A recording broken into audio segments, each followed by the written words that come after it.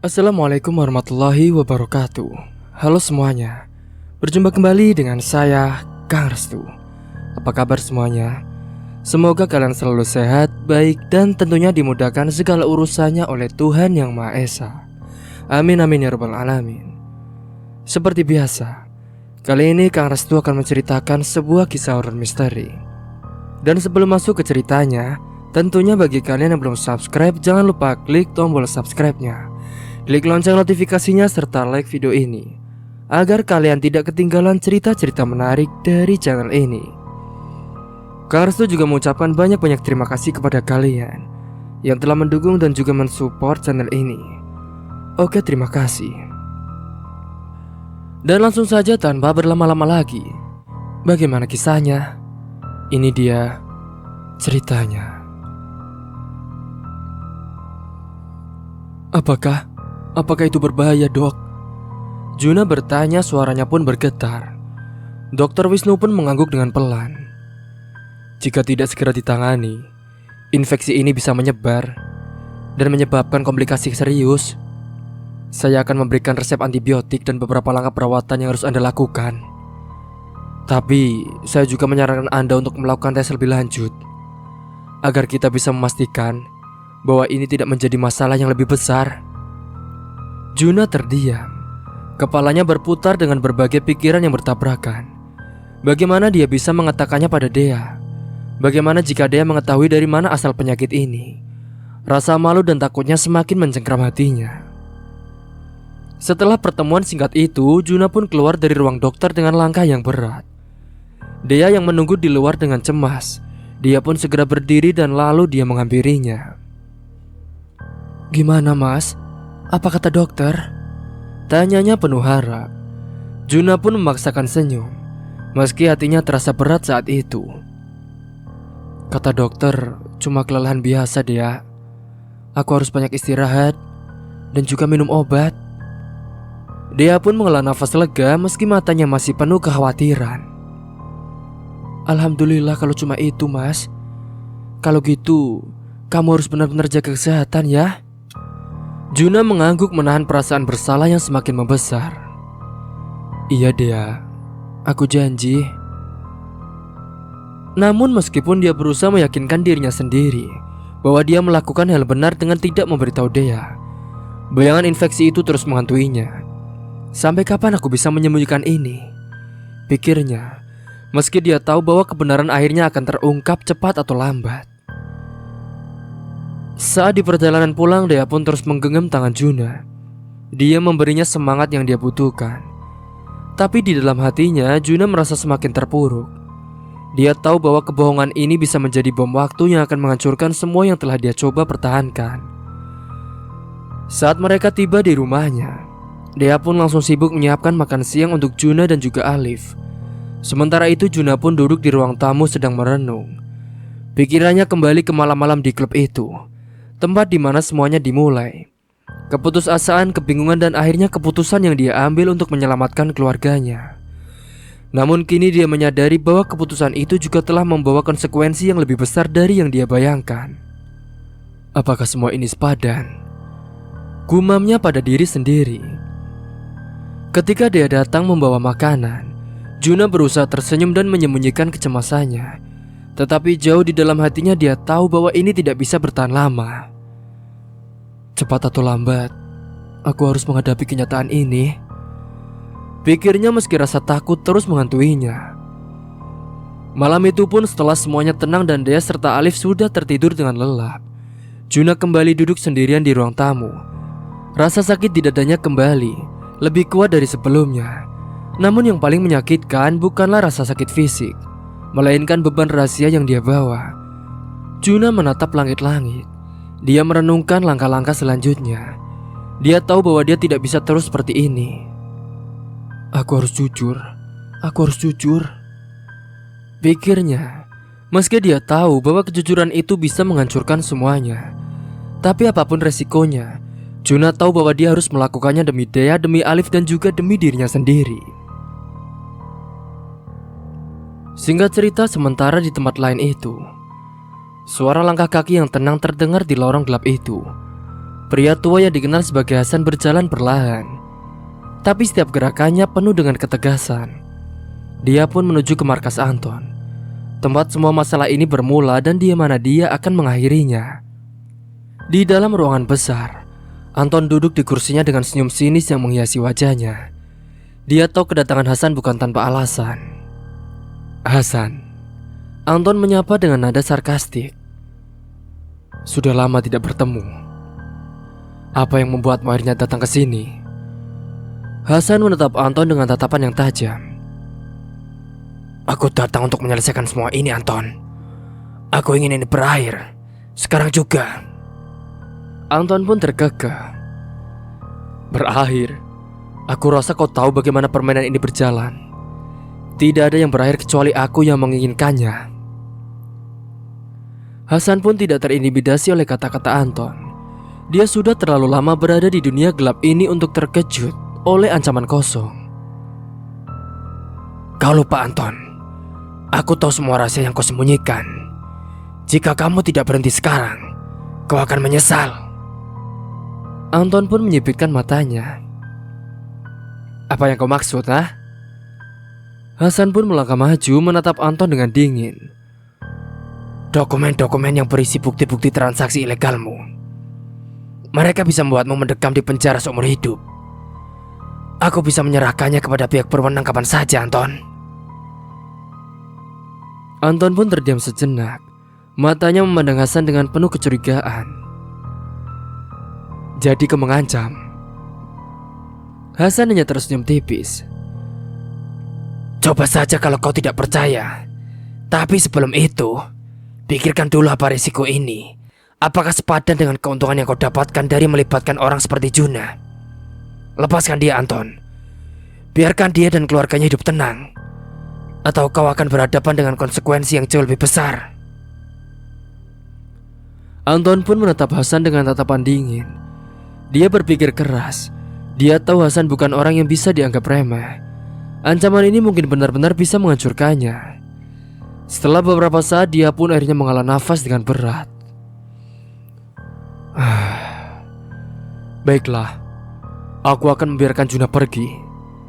Tapi ingat, Hasan, jika kau melakukan satu gerakan saja yang menentangku, kau yang akan menyesal." Hasan mengangguk. "Kesepakatan sudah dibuat, Anton. Aku harap kau menepatinya." Dengan itu Hasan pun berbalik dan meninggalkan ruangan. Langkah kakinya kembali terdengar di lorong yang sepi, meninggalkan Anton yang terdiam, merenungkan konsekuensi dari pertemuan ini. Sementara itu di rumah Juna, keadaan semakin memburuk. Juna duduk di ruang tamu dengan wajah yang pucat, menahan sakit yang semakin menjadi-jadi. Namun dia masih belum bisa mengumpulkan keberanian untuk mengakui semuanya kepada Dea. Bagaimana aku bisa jujur padanya? Bagaimana aku bisa mengatakan bahwa aku telah membawa masalah ini ke dalam rumah kami? Pikir Juna. Dia yang duduk di sebelahnya, dia pun terus memandang Juna dengan penuh kecemasan. "Mas, kamu terlihat semakin parah. Apa yang sebenarnya terjadi, Mas? Kenapa kamu tidak mau bercerita?" Juna pun mencoba tersenyum, meski jelas terlihat betapa beratnya rasa sakit yang dia rasakan. "Aku hanya butuh istirahat saja, Dea. Tidak ada yang perlu dikhawatirkan." Dia tidak percaya begitu saja. Dia tahu ada sesuatu yang lebih dari sekedar kelelahan. "Mas, tolong jangan bohongi aku, Mas. Aku bisa lihat ada yang tidak beres dengan kamu. Jika kamu tidak mau cerita padaku, bagaimana bisa aku membantumu, Mas?" Juna terdiam, perasaan bersalah dan malu semakin mencekiknya. "Aku tidak bisa jujur sekarang. Terlalu banyak yang harus diungkapkan. Terlalu banyak yang akan terluka jika aku mengatakannya," pikir Juna dengan diam. Namun saat itu dia tidak menyerah. Dia menggenggam tangan Juna dengan erat. Tatapannya penuh ketegasan. "Mas, apapun itu, aku di sini untuk mendukungmu, Mas. Kita bisa menghadapi ini bersama-sama. Tapi aku butuh kamu jujur pada aku, Mas." Juna pun menatap Dea. Dia melihat cinta dan kekhawatiran yang tulus di matanya, tapi rasa takutnya masih saja terlalu kuat untuknya. Aku harus melindunginya. Aku tidak bisa membiarkan dia tahu semuanya. Juna pun saat itu hanya berpikir dan dia terdiam. Dea, percayalah padaku. Aku akan baik-baik saja kok. Aku hanya butuh waktu untuk pulih, kata Juna akhirnya meski hatinya terasa berat saat dia mengatakan itu. Dea mengangguk dengan pelan meski jelas terlihat dia masih merasa khawatir. Baik mas, tapi jika kamu merasa semakin parah, kita harus kembali ke dokter. Aku tidak mau mengambil resiko mas. Juna yang mendengar itu dia pun hanya mengangguk. Dia tidak ingin memperpanjang pembicaraan ini. Namun jauh di dalam hatinya dia tahu bahwa waktu semakin mendesak. Aku tidak bisa terus bersembunyi dengan ini. Tapi bagaimana jika dia tidak bisa menerimanya? Bagaimana jika ini menghancurkan semuanya? Gumam Juna dengan sendirinya. Singkat cerita malam itu, rasa sakit di tubuh Juna semakin menjadi-jadi. Setiap tarikan nafas terasa seperti disayat pisau. Dan kepalanya pun berputar seakan dunia di sekitarnya runtuh. Tapi lebih dari rasa sakit fisik, rasa bersalah dan ketakutan yang menghantui pikirannya membuat segalanya terasa semakin buruk. Juna pun berbaring di ranjangnya. Dia mencoba tidur meski rasa sakit itu tak kunjung mereda. Di sebelahnya dia tertidur dengan tenang, tidak menyadari badai yang berkecamuk di dalam diri suaminya. Juna menatap langit-langit kamar. Pikirannya terus berputar mencari jalan keluar. Namun semakin dia mencoba mencari solusi, semakin dia merasa terjebak. Apakah ini akhirnya? Apakah semua yang kulakukan telah sia-sia? Gumam Juna dengan sendirinya. Saat itu ingatan tentang pertemuannya dengan Hasan kembali muncul. Hasan berjanji akan membereskan masalah ini. Jika dia berhasil, mungkin aku bisa memiliki kesempatan untuk memperbaiki semuanya, pikir Juna di atas ranjang itu. Tapi bahkan dengan harapan itu, Juna tahu bahwa dia tidak bisa lari dari kenyataannya. Namun cepat atau lambat, aku harus jujur pada Dea. Aku harus segera memberitahunya, meski itu berarti menghancurkan dunia kami. Dengan pikiran itu, Juna pun memejamkan mata. Dia mencoba untuk tidur, namun rasa sakit dan beban rahasia yang dia bawa terus menghantui mimpinya, membuat malam yang seharusnya damai menjadi penuh kecemasan. Juna tahu bahwa dia tidak bisa terus seperti ini. Tapi bagaimana dia akan melakukannya? Juna juga masih belum tahu. Yang jelas waktu tidak lagi berpihak kepadanya. Malam itu terasa lebih sunyi dari biasanya. Hanya suara jarum jam yang terdengar di ruang tamu menemani pikiran Juna yang penuh kekhawatiran. Rasa sakit di dadanya semakin tak tertahankan. Tapi dia terus berusaha menahannya, berusaha untuk tidak menunjukkan kelemahannya di depan Dea. Aku harus kuat, setidaknya sampai semua ini selesai, gumam Juna dengan sendirinya. Dea pun saat itu sudah tertidur di kamar. Tapi Juna tahu tidurnya pasti tidak lelap. Kekhawatirannya tak kunjung usai. Ketika melihat suaminya semakin melemah pasti membuat Dea terus gelisah. Juna pun menggenggam dadanya yang berdenyut-denyut, mencoba menenangkan rasa sakit yang semakin parah. Namun tiba-tiba saja ponsel Juna pun bergetar. Terdapat sebuah pesan masuk dari Hasan. Semua ini sudah selesai. Anton sudah ditangkap. Kau bisa tenang sekarang, Juna. Juna menatap layar ponselnya dengan perasaan campur aduk. Kabar itu seharusnya menjadi angin segar, sebuah tanda bahwa semua masalah yang menghantui hidupnya selama ini akhirnya akan selesai. Namun di balik rasa lega itu, ada perasaan hampa yang tak bisa ia abaikan. Benarkah semuanya selesai? Bagaimana dengan semua yang telah kulakukan? Bagaimana dengan penyakit ini? Juna pun saat itu menarik nafas panjang. Dia pun memutuskan untuk keluar sebentar. Dia butuh udara segar, butuh waktu untuk merenung. Setelah memastikan dia tertidur, dia pun melangkah keluar rumah dengan pelan, berjalan menuju taman kecil di dekat rumah mereka. Saat sampai di taman, Juna duduk di salah satu bangku dan memejamkan mata. Angin malam yang sejuk menerpa wajahnya, memberikan sedikit ketenangan di tengah rasa sakit yang mendera. Dia tahu meski Anton sudah ditangkap, masalahnya belum sepenuhnya selesai. Penyakit ini semakin parah, pikir Juna. Juna ingat percakapannya dengan dokter beberapa waktu lalu. Kata dokter, kata-kata itu terus terngiang-ngiang di benaknya. Dia tahu bahwa penyakitnya semakin memburuk, namun rasa malu dan ketakutan untuk jujur pada Dea masih terlalu besar. Tidak lama kemudian ponselnya pun kembali bergetar. Kali ini panggilan dari Hasan. "Halo Hasan," sapa Juna dengan suara yang nyaris tak terdengar. "Juna, semuanya sudah berakhir. Polisi telah menangkap Anton malam ini. Dia tidak akan mengganggumu lagi," kata Hasan di seberang telepon. Suaranya tenang namun tegas. Juna pun mengangguk meskipun Hasan tidak bisa melihatnya. "Terima kasih Hasan. Aku tidak tahu harus berkata apa." "Jangan ucapkan terima kasih padaku, Juna. Aku hanya melakukan apa yang seharusnya dilakukan. Kau punya keluarga yang harus kau lindungi. Juna, ini adalah waktumu untuk memperbaiki semuanya." Jawab Hasan di telepon itu. Juna pun terdiam. Kata-kata Hasan begitu benar namun begitu sulit untuk dilaksanakan. "Tapi bagaimana aku bisa memperbaiki ini semua, Hasan? Aku sudah terlalu jauh terlibat dalam semua ini." Hasan pun menghela nafas dengan panjang di seberang sana. "Kau masih punya kesempatan, Juna. Tetapi kau harus jujur, terutama pada Dea. Semakin lama kau menyembunyikan kebenaran, semakin besar luka yang akan kau timbulkan." Juna tahu Hasan benar, tapi keberanian itu masih sulit ia temukan.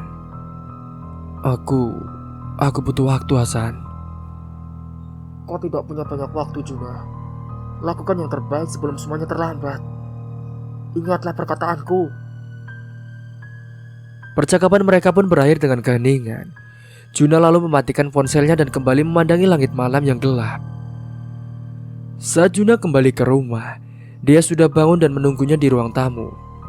Wajahnya yang lelah menunjukkan bahwa dia telah lama menunggu Juna kembali. "Mas, dari mana saja?" tanya dia dengan nada lembut tapi jelas ada kekhawatiran dalam suaranya. Dia menatap suaminya dengan tatapan yang dalam. "Aku hanya butuh udara segar, Dea. Maaf membuatmu khawatir," ucap Juna dengan tersenyum. "Mas, ada yang ingin kamu ceritakan padaku?" Juna tahu inilah saatnya. "Aku harus jujur. Tapi bagaimana caranya ya?" pikir Juna sebelum berbicara. Namun saat dia hendak berbicara, rasa sakit di dadanya kembali menyerang. Kali ini lebih kuat daripada sebelumnya. Juna pun meringis menahan rasa sakit yang membuatnya hampir jatuh pingsan. "Mas, apa yang terjadi? Kamu kenapa, Mas?" seru dia dengan panik. Segera dia pun berlari mendekati suaminya. Juna pun mencoba menenangkan diri, meskipun tubuhnya gemetar menahan rasa sakit itu. Aku baik-baik saja, Dea. Aku hanya butuh istirahat." Tapi saat itu dia tidak bisa dibohongi. Wajahnya penuh dengan ketakutan saat dia membantu Juna duduk di sofa. "Mas, tolong jangan sembunyikan apapun dariku. Aku bisa lihat ada yang tidak beres, Mas. Tolong katakan padaku, apa yang sebenarnya terjadi, Mas? Katakan." Juna menatap Dea, melihat ketulusan dan cinta di matanya, tapi rasa takut masih terlalu besar.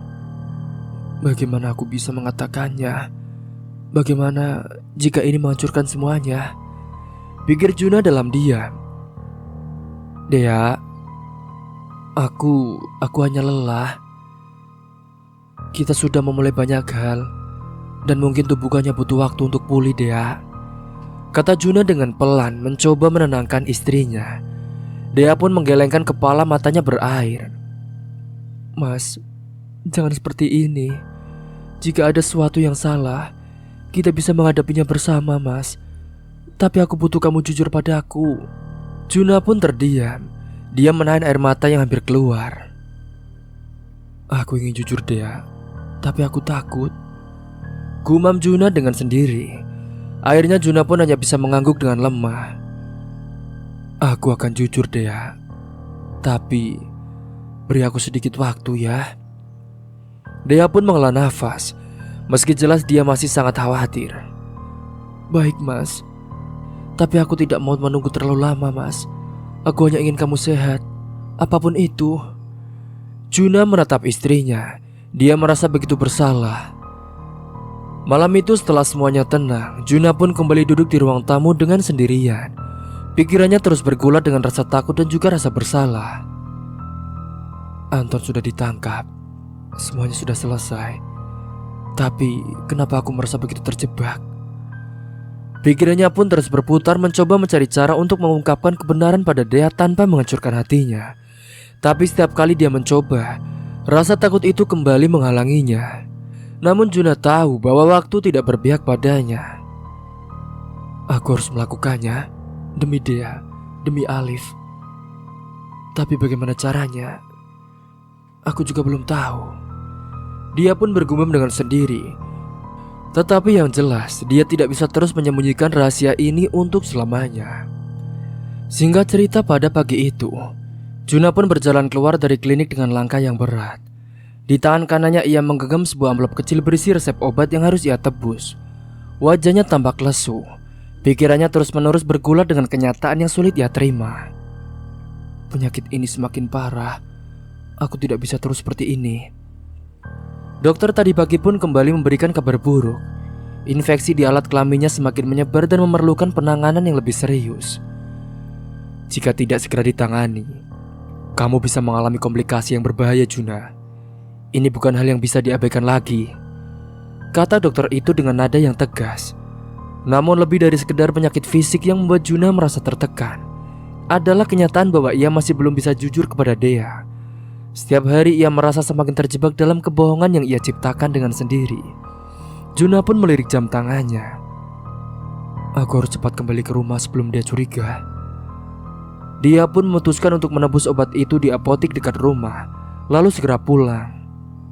Sampainya di rumah, Dea pun sudah menunggunya di ruang tamu. Wajahnya cerah, namun begitu melihat Juna senyumnya perlahan memudar. Mas, kamu dari mana pagi-pagi begini? Tanyanya dengan nada lembut tapi penuh curiga. Juna pun mencoba tersenyum meski hatinya telah gundah. Aku cuma keluar sebentar untuk urusan kerjaan, Dea. Gak ada yang penting. Dea pun mengerutkan kening. Dia merasa ada yang aneh dengan Juna. Kerjaan apa, Mas? Bukannya kamu sudah berhenti dari pekerjaanmu ya? Kenapa gak bilang ke aku dulu sih? Juna terdiam mencari alasan yang bisa ia katakan. Maksudnya hanya ada urusan kecil yang perlu diselesaikan. Aku gak mau bikin kamu khawatir, Dea. Dea masih merasa ada yang janggal, tapi ia pun mencoba untuk tidak memperpanjangnya. Baiklah, Mas. Tapi kalau ada apa-apa, tolong jangan sembunyiin dari aku ya, Mas. Juna hanya mengangguk sambil tersenyum tipis. Singkat cerita, beberapa hari telah berlalu dan Juna pun terus mencoba menjalani hari-harinya seperti biasa. Meski rasa sakit semakin sering menyerangnya, dia tetap menutup-nutupi kondisinya dari Dea, berusaha sebisa mungkin agar istrinya tidak curiga. Namun takdir sepertinya tidak berpihak padanya kali ini. Singkat cerita, suatu sore saat Juna sedang mandi, dia menemukan sesuatu yang membuatnya terkejut. Dea pun sedang membereskan meja kerja Juna ketika tanpa sengaja ia menemukan amplop kecil yang tergeletak di antara tumpukan kertas. Tanpa berpikir panjang, ia pun membuka amplop itu dan dia menemukan resep obat dari dokter. Matanya langsung tertuju pada diagnosis yang tertulis di lembaran itu. Infeksi saluran kemih akut, penyebaran infeksi di alat kelamin. Dea pun terdiam sejenak. Otaknya berusaha mencerna informasi yang baru saja ia baca. Apa yang sebenarnya terjadi pada Mas Juna? Kenapa dia tidak pernah bilang apapun soal ini? Pikir Dea dengan sendirinya. Dengan tangan gemetar, Dea pun langsung menghampiri ke kamar mandi. Dia pun langsung manggil Juna. Juna yang merasa ada sesuatu yang tidak beres, dia pun segera keluar dari kamar mandi. Dengan handuk melilit pinggangnya, ia mendapati dia berdiri di ruang tamu, memegang kertas resep yang baru saja ia temukan. Mas, apa ini? Tanya Dea dengan langsung. Tanpa basa-basi, matanya pun menatap tajam ke arah Juna. Dia menuntut penjelasan. Juna pun tertegun, wajahnya langsung pucat. Dea, itu... Kamu sakit, Mas? Kenapa kamu gak pernah bilang apa-apa soal ini ke aku sih, Mas? Apa yang sebenarnya terjadi dengan kamu? Kamu sakit apa lagi, Mas, ini? Potong Dea, suaranya semakin meninggi. Juna tahu tidak ada lagi jalan untuk bersembunyi. Ia tidak bisa lagi menunda-nunda untuk mengatakan yang sebenarnya. Dengan nafas berat ia pun berjalan mendekati Dea dan duduk di sebelahnya. Dea, aku minta maaf. Aku seharusnya jujur dari awal. Tapi aku terlalu takut. Aku terlalu malu untuk mengatakannya, Dea. Dea pun masih memandang Juna dengan tatapan penuh kekecewaan. Mas, aku ini istrimu. Apapun masalah yang kamu hadapi, aku seharusnya tahu, Mas. Kenapa kamu menyembunyikan ini dari aku? Juna menghela nafas dengan panjang. Dia pun berusaha mengumpulkan keberanian untuk mengungkapkan semuanya. Dea, sebenarnya penyakit ini semua karena pekerjaanku dulu. Waktu aku bekerja di klub malam. Dea terdiam terkejut mendengar pengakuan itu. Klub malam? Maksudmu, kamu bekerja di tempat seperti itu, Mas? Juna pun mengangguk dengan pelan. Aku tidak punya pilihan waktu itu, Dea. Aku harus mencari uang untuk kelahiran kamu dan juga demi Alif. Tapi aku tahu itu keputusan yang salah. Dan sekarang aku harus menanggung akibatnya, Dea. Dea pun menutup mulutnya dengan tangan. Dia menahan air mata yang mulai mengalir. Ini tidak mungkin. Bagaimana bisa suamiku terlibat dalam hal seperti ini? Kenapa, Mas? Kenapa kamu melakukan itu? Kenapa kamu gak bilang ke aku dari awal, Mas? Tanya Dea dengan suaranya yang bergetar. Aku terlalu malu, Dea. Aku tidak ingin kamu melihatku sebagai laki-laki yang gagal. Aku hanya ingin memastikan kalian bisa hidup dengan layak. Meskipun itu berarti aku harus memberimu dengan uang yang haram. Dan juga aku harus melakukan hal-hal yang tidak seharusnya. Dia menangis. Air matanya pun mengalir dengan deras. Mas, aku lebih baik tahu dari awal daripada harus menghadapi kenyataan seperti ini. Kenapa kamu gak percaya kepada aku, Mas? Juna menggenggam tangan Dea. Dia pun mencoba menenangkan istrinya. Aku tahu, Dea, aku salah. Dan aku sangat menyesal. Tapi sekarang semuanya sudah berakhir. Aku juga sudah keluar dari pekerjaan itu. Dan aku juga sudah tidak bekerja dengan hal yang haram lagi. Anton juga sudah tertangkap. Tapi aku tahu akibat dari semua ini belum selesai, Dea. Dea pun menghapus air matanya. Dia berusaha untuk tetap tenang meskipun hatinya hancur berkeping-keping. Jadi, penyakitmu yang ini kau sembunyikan adalah akibat dari pekerjaanmu itu.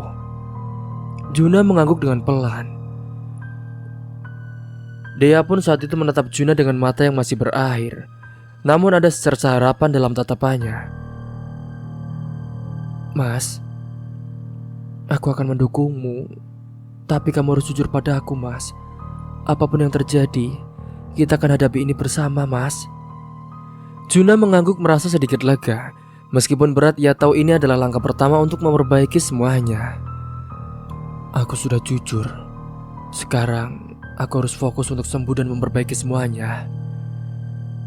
Singkat cerita, pada malam itu setelah semuanya tenang, Juna dan Dea pun duduk bersama di ruang tamu. Mereka berbicara panjang lebar membicarakan masa depan mereka. Bagaimana mereka akan menghadapi penyakit Juna dan bagaimana mereka akan membangun kembali hidup mereka. Meskipun jalan di depan masih penuh dengan tantangan, setidaknya Juna tidak lagi sendirian. Bersama dengan Dea, ia percaya bahwa mereka bisa melewati ini meskipun sangat sulit. Dan untuk pertama kalinya dalam waktu yang lama, Juna merasa sedikit lebih ringan. Singkat cerita, pada hari berikutnya, Juna dan Dea memulai hari dengan semangat baru. Mereka telah memutuskan untuk membuka usaha kecil-kecilan, berjualan makanan ringan di depan rumah mereka. Meskipun masih dalam tahap awal, usaha itu memberi mereka harapan akan masa depan yang lebih baik. Dea dengan cekatan menyiapkan aneka gorengan dan minuman segar di dapur. Meski masih merasakan sakit di tubuhnya, Juna tetap mencoba membantu dengan apa yang ia bisa. Ia menyiapkan meja dan kursi kecil di halaman, serta menata barang dagangan mereka. Kamu yakin bisa, Mas? Kalau nggak kuat, istirahat saja dulu, Mas. ujar Dea dengan nada khawatir sambil membawa nampan berisi gorengan. Juna pun hanya tersenyum tipis, berusaha meyakinkan istrinya. Aku baik-baik saja, Dea. Lagi pula, aku gak bisa terus-terusan cuma duduk-duduk tanpa melakukan apa-apa. Kita harus berjuang bersama, kan? Dea menatap suaminya dengan tatapan penuh cinta, meskipun ia tahu Juna berusaha menyembunyikan rasa sakitnya. Iya, Mas. Tapi jangan forsi tubuhmu. Kesehatanmu lebih penting, Mas. Juna pun mengangguk. Tenang saja, Mas tahu batasannya. Hari itu usaha mereka pun berjalan dengan lancar. Beberapa tetangga datang untuk membeli gorengan dan juga minuman. Meskipun pendapatan mereka belum besar, ada rasa puas dan bangga dalam hati mereka. Namun di balik senyumannya, Juna merasakan sesuatu yang tak enak di tubuhnya. Rasa sakit di bagian bawah perutnya semakin sering muncul, dan kali ini lebih tajam dari biasanya.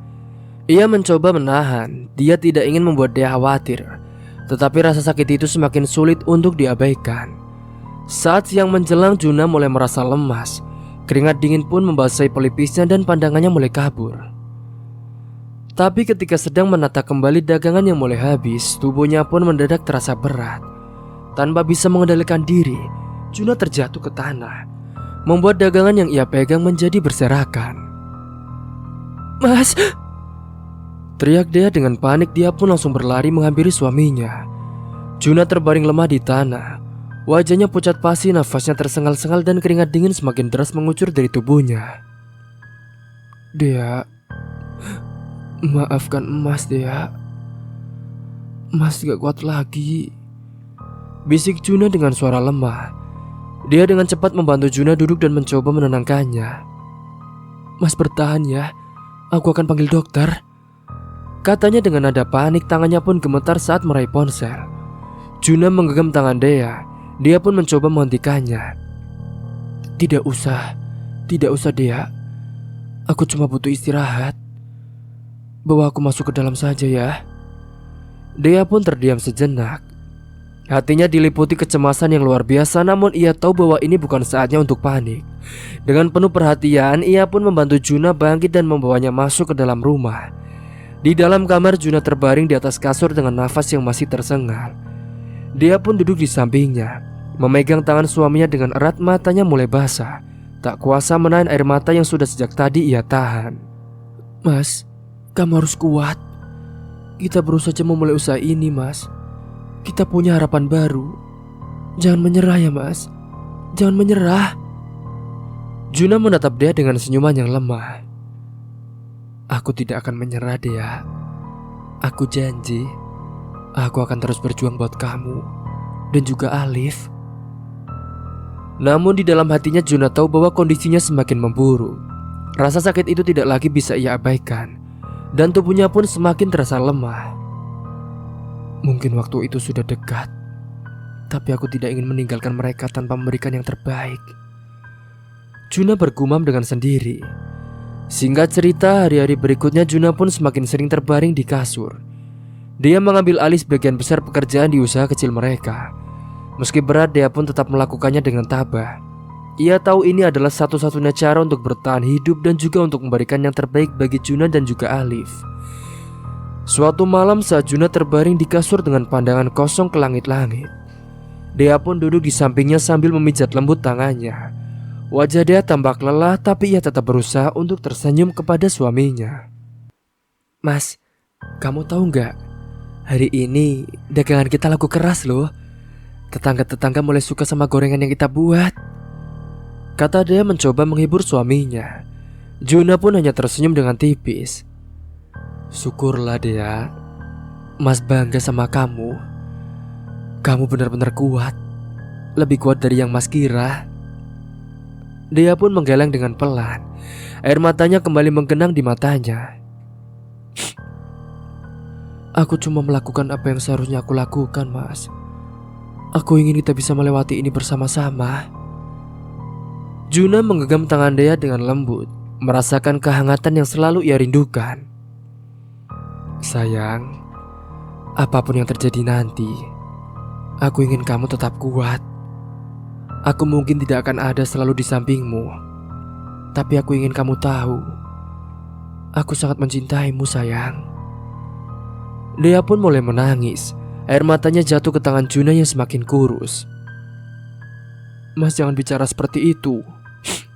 Pasti Mas akan sembuh. Kita akan melewati ini bersama-sama, Mas. Juna pun tersenyum pahit. Tapi jauh di dalam hatinya Juna tahu bahwa waktunya tidak banyak lagi. Pagi itu Juna pun terbangun dengan rasa sakit yang menusuk di sekujur tubuhnya. Dia masih terlelap di sampingnya kelelahan setelah malam panjang merawat Juna. Juna pun lalu menatap wajah Dea yang damai dalam tidurnya. Aku harus kuat. Demi dia. Demi Alif. Dengan susah payah Juna pun mencoba bangkit dari kasur, tetapi tubuhnya terlalu lemah untuk bergerak. Dia pun terbangun saat merasakan gerakan Juna. Mas, jangan paksakan diri. Istirahat saja dulu, Mas. Istirahat saja ya, ucapnya dengan lembut. Juna pun mengangguk dengan pelan. Dia pun lalu kembali berbaring. Iya Dea, aku cuma ingin melihat Alif. Sudah lama aku gak main sama dia. Dea pun tersenyum dengan lembut meski air mata mengenang di sudut matanya. Nanti setelah kamu merasa lebih baik, kita akan main sama Alif ya Mas. Sekarang kamu istirahat dulu. Dea pun mencium kening Juna sebelum kembali tidur di sampingnya. Dia memeluk tubuh suaminya yang semakin kurus. Meskipun badai ini terasa begitu berat, mereka tetap berpegangan erat berharap badai ini segera berlalu. Dan di tengah-tengah kegelapan itu, mereka masih menyimpan harapan kecil bahwa mungkin mereka bisa menemukan cahaya di ujung jalan.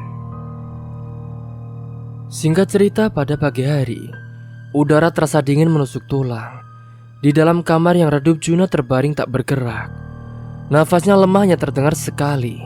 Dia pun duduk di samping tempat tidurnya menggenggam tangan suaminya semakin dingin. Wajahnya pucat dan mata dia pun basah oleh air mata yang tak henti-hentinya mengalir sejak malam.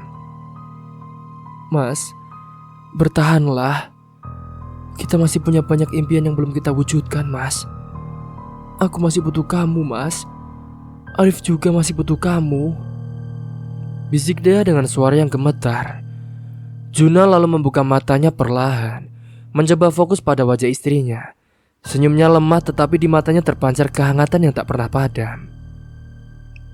Dea, maafkan aku kalau aku tidak bisa menemani kamu lebih lama, bisiknya dengan pelan. Dea pun menggeleng dengan cepat menahan isak tangisnya.